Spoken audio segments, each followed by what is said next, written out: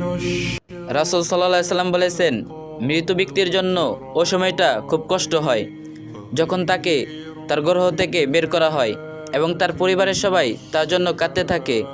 এর চেয়ে বেশি কষ্ট হয় তখন যখন তাকে কবর শুইয়ে তাকে মাটি দেওয়া হয় এবং তাকে একা ফেলে সবাই চলে আসে। আরও কষ্ট হয় তখন যখন শরীর হতে কাপড়, অলংকার, আংটি খুলে নেওয়া হয়। সেই সময় তার রূহ উচ্চস্বরে চিৎকার করতে থাকে। এই চিৎকার জিন ও মানুষ ছাড়া অন্য সবাই শুনতে পায়। সে যখন চিৎকার করে বলতে থাকে, তোমাদেরকে আল্লাহর কসম, আমার শরীরের কাপড় চাপড়, অলংকার ধীরে ধীরে খোলো, যেহেতু এইমাত্র আমি মালাকুল মাউতের কঠিন আযাব হতে নিকৃষ্টি পেয়েছি। যখন মৃত ব্যক্তির দেহ মর্দন করা হয় তখন সে বলতে থাকে, হে গোসলদাতাগণ, আমার দেহ জ্বরে মর্দন করো না, কেননা মালাকুল মাউতের কঠিন আযাবে আমার দেহ ক্ষতবিক্ষত হয়ে গিয়েছে।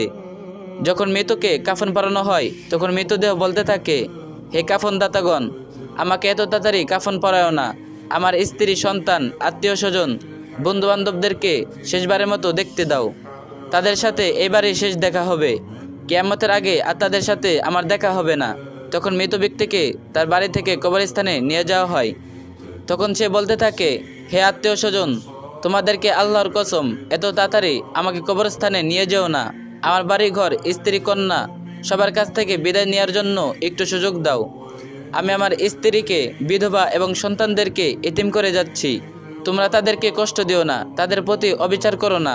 আমি এখন সব কিছু ছেড়ে চলে যাচ্ছি, তার কখনো ফিরে আসা হবে না। তোমরা তাড়াতাড়ি করো না, আমাকে সবার কাছ থেকে বিদায় নেওয়ার সুযোগ দাও।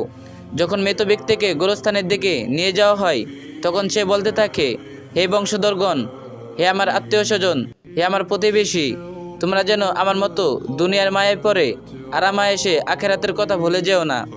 তোমরা লক্ষ্য করে দেখো, আমি আল্লাহর নাফরমানি করে হালাল হারামের প্রতি লক্ষ্য না করে যে ধন দৌলত কামাই করেছিলাম তার কিছুই আমার সাথে যাচ্ছে না, সব ওয়ারিশগণ করে নিচ্ছে। আমার সাথে যাচ্ছে শুধু আমার পাপ রাশি। যাদের জন্য আমি পাপ করেছিলাম তারা বিন্দুমাত্র পাপের ভাগ নিচ্ছে না। যখন জানাজার নামাজ শেষ, কিছু লোক চলে যেতে থাকে তখন মৃত ব্যক্তি বলতে থাকে, হে বন্ধুগণ, তোমাদের সাথে আমার কত ভালোবাসা ছিল, এখন কেমন করে আমাকে ছেড়ে চলে যাচ্ছ? দাফনের কাজ শেষ করে আমার জন্য একটু দোয়া করে যাও।